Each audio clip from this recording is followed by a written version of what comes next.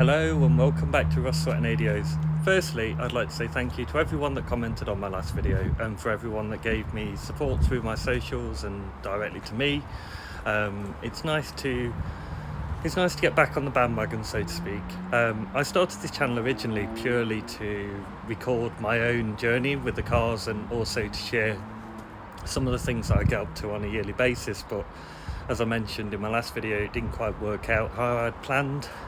I obviously had my dream unit that I no longer have, and I'm now stuck working from home, which I guess has its ups and downs, but having all my cars at home is easier at least to work on them. Today I was going to start earlier on in the day and try and get something done, but it seems that I don't know where the camera's going, it didn't seem to want to follow me, but there we go.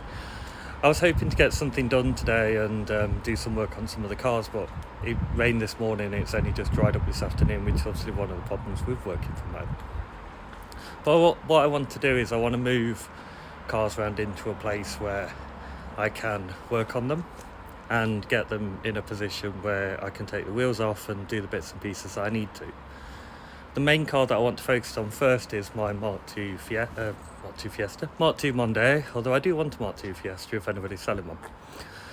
My Mark II Mondeo, which didn't fail its MOT, but the MOT expired, and I know that it's got a couple of problems that I want to sort. The headlight, the front strut top bearings because they were knocking, and something else, I can't remember what it is. But what I want to do is I want to get the Mondeo down by the garage. So I'll flip the camera around and talk you through a little bit of the problem that I've got.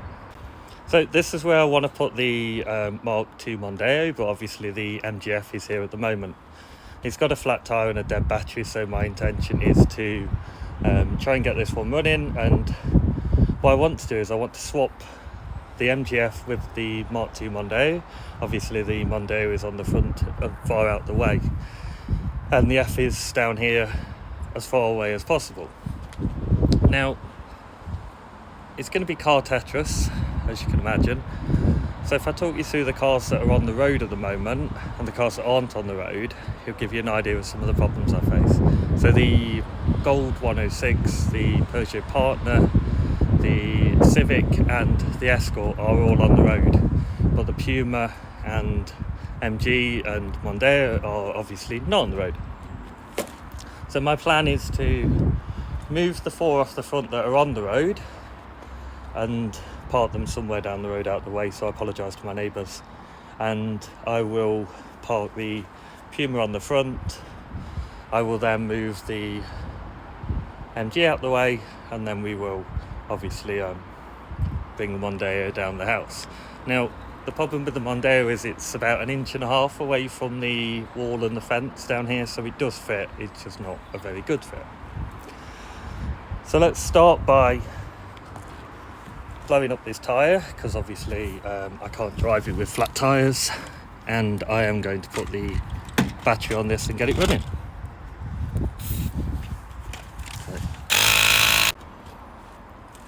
So one of the fun things about owning lots of cars is lots of car keys, so it's trying to find the one that fits the MG. Weirdly, it's this one, and I don't know why it's that key, because I was always told that MGs couldn't be started without the key fob. Now, to get in the bonnet of the MG, you need to open the boot, and then there's a handle under the boot.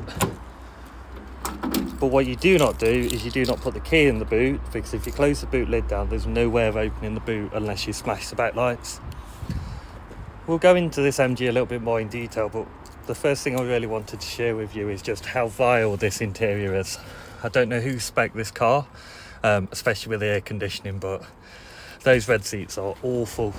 We do have some better seats to go in it, so like I say, when we get into the project, I will swap those out.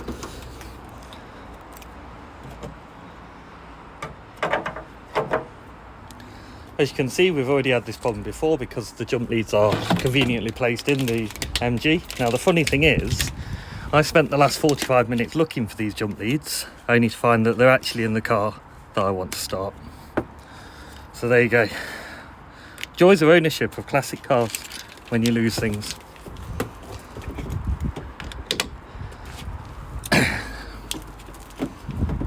Let's see if this one will start. Obviously my jump leads are broken, because why wouldn't they be? And then let's go for the glorious cold start. We ready? Nothing. Let's try again.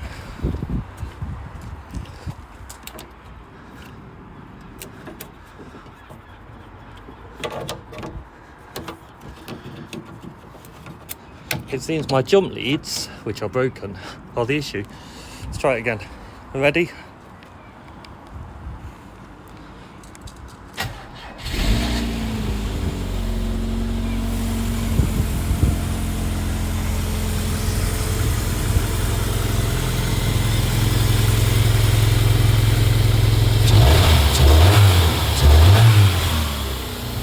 That sounds pretty good, to be honest. So we'll let that warm up to temperature a little bit, and then we will crack on and move some of the cars around the front. So I've come out to the Escort, which we've not used since we did the NC 500 last year in October. And there's something weird about the dash. I've not got any kind of petrol gauge or temperature gauge or anything really. Let me show you. They are,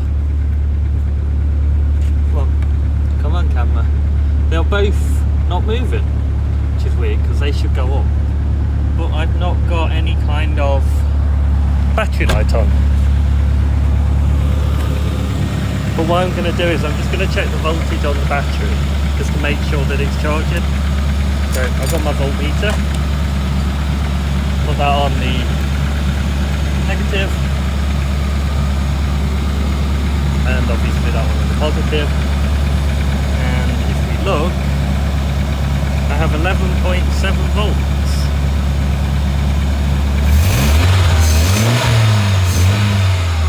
And revving the engine does not change that. So it looks like I have a knackered alternator. So I'll order a new alternator in, and one of the first car repair videos is going to be fitting an alternator to an Escort.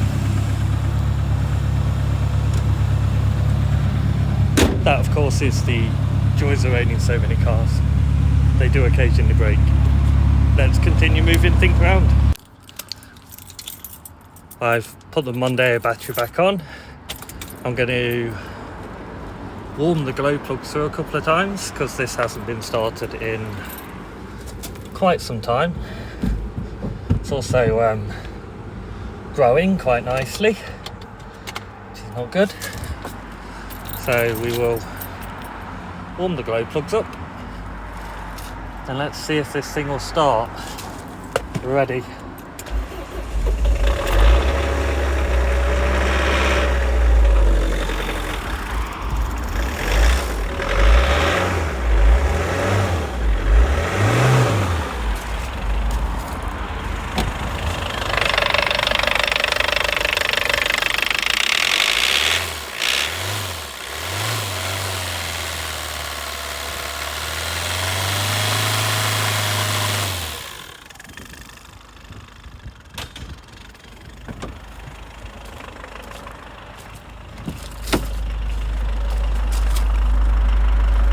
I mean, it doesn't sound great, but it's running.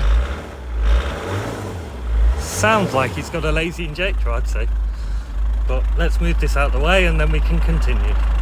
So that's the Puma moved. And we'll just do a sneaky under the bonnet shot of the Puma. I'll put the Mondeo there for now, just so that I can park the MGF here, because eventually the MGF is going to go in that corner. I now go down here. We will place the camera down and see if I can film myself not crashing on the way back up the driveway. So put the camera there.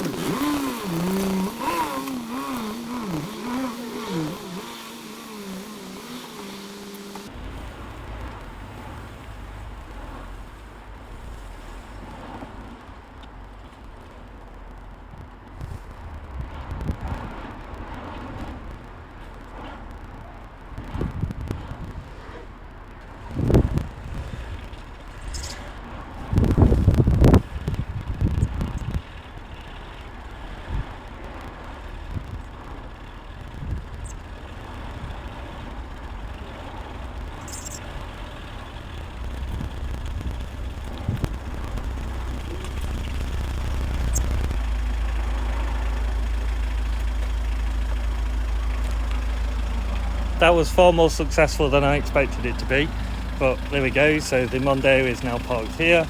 All I've got to do is bring all the other cars back on, and then we'll be ready to start working on it. Everything's now back in the place where I need it to be, which is good. So I hope you enjoyed the hour in the life of somebody that has too many cars. Although I'm not quite yet ready to admit that I really should get rid of a couple. Let's take one day at a time and let's not rush into these things. So my next video was planned to be fixing the strut tops on the Mondeo, but actually it's going to be replacing the alternator on the Escort. I should get the alternator tomorrow, so in the next video you can watch a man struggle with an alternator on an Escort. Bye for now and see you next time.